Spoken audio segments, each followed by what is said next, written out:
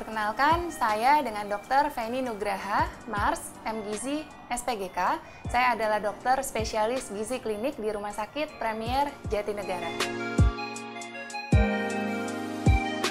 Kegemukan atau obesitas adalah penumpukan lemak yang berlebihan di dalam tubuh yang akan berdampak terhadap kesehatan.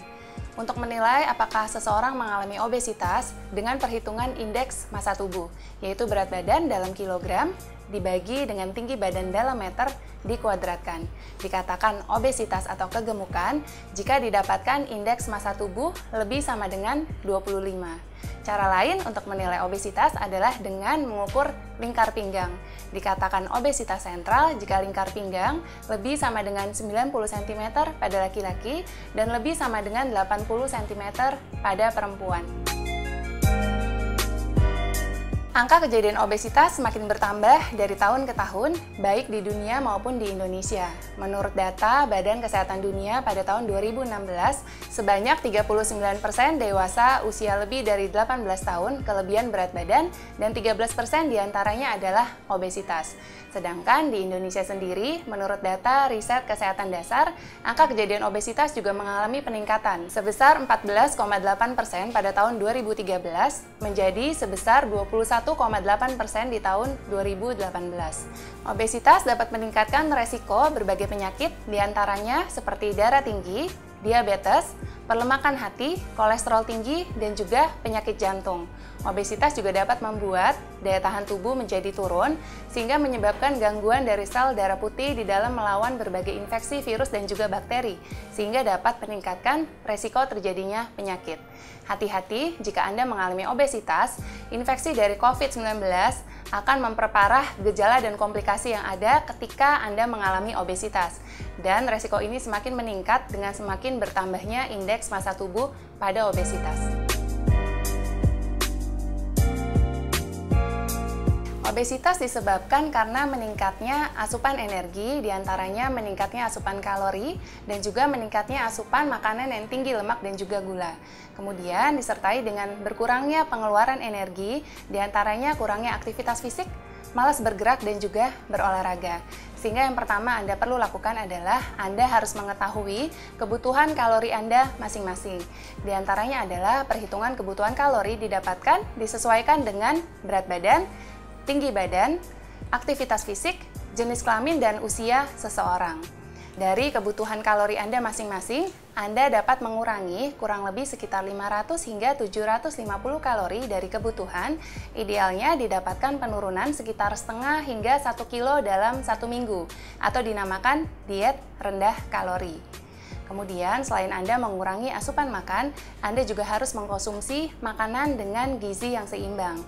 Di antaranya, Anda harus memenuhi kebutuhan karbohidrat, protein, dan juga lemak yang sesuai, dan juga kebutuhan vitamin dan mineral yang diperlukan oleh tubuh. Apa saja yang bisa Anda konsumsi? Yang pertama, untuk kebutuhan karbohidrat, Anda dapat memilih karbohidrat yang baik, di antaranya adalah karbohidrat kompleks dan mengandung indeks glikemik yang rendah. Apa saja contohnya seperti nasi merah, nasi hitam atau nasi coklat, lalu seperti kentang, roti gandum, oatmeal, dan juga ubi-ubian. Hati-hati, hindari atau kurangi makanan dan minuman manis terlalu berlebihan. Yang kedua, untuk kebutuhan protein, Anda dapat memilih protein yang rendah lemak. Di antaranya adalah seperti ayam tanpa kulit, ikan, putih telur, dan juga daging sapi yang rendah lemak. Protein akan membantu Anda selama diet untuk membuat kenyang lebih lama dan membuat rasa puas ketika Anda menjalankan diet.